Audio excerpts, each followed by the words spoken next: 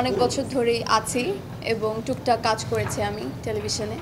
কিন্তু আমি সিনেমার অফার যেহেতু মানে ছোটোবেলা থেকেই পেয়েছি, আর কিন্তু করা হয়নি কারণ আমি নিজেকে ওরকম পাকাপোক্ত অভিনয় শিল্পী হিসাবে নিজেকে কখনো মানে গ্রহণ করিনি, কারণ আমি একজন নৃত্যশিল্পী ছিলাম আর টুকটাক টিভিসি নাটকের কাজ করতাম। কিন্তু বিগ স্ক্রিন এটা আমার জন্য একটা বিশাল ব্যাপার।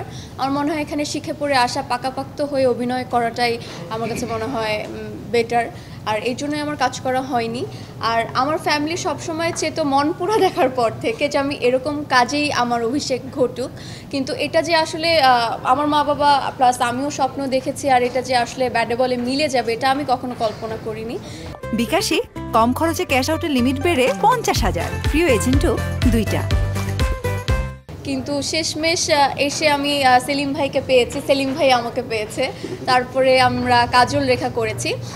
কিন্তু কাজল রেখা করতে করতে, কারণ এটা তো আমাদের একটা লং প্রসেস ছিল, প্রায় আমাকে যখন কাজল রেখাতে বলা হয় 2020-এ আই থিঙ্ক, সো 2020 সাল গিয়েছে, 21 সাল গিয়েছে, 22 সাল গিয়েছে, টোটাল 3 বছর ধরে আমি কাজল রেখার পিছনেই ছিলাম এবং আমি কোনো কাজ করিনি। তার মধ্যেও আমি অনেকগুলো সিনেমার অফার পেয়েছি, কিন্তু যখনই হয়তো আমার কয়েকটা স্টোরি ভালো লেগেছে বা আমি যখনই কাজ করতে চেয়েছি তখনই বলেছে যে ওটা কাজল রেখার আগে রিলিজ হয়ে যেতে পারে, কিন্তু আমি এটা আসলে কখনো চাইনি, কারণ আমি অলওয়েজ আমি মন প্রাণ থেকে চেয়েছি আমার অভিষেক কাজল রেখা দিয়েই হোক এবং সেলিম ভাইয়ের হাত ধরেই হোক, এজন্যই এতগুলো দিন ওয়েট করতে হয়েছে।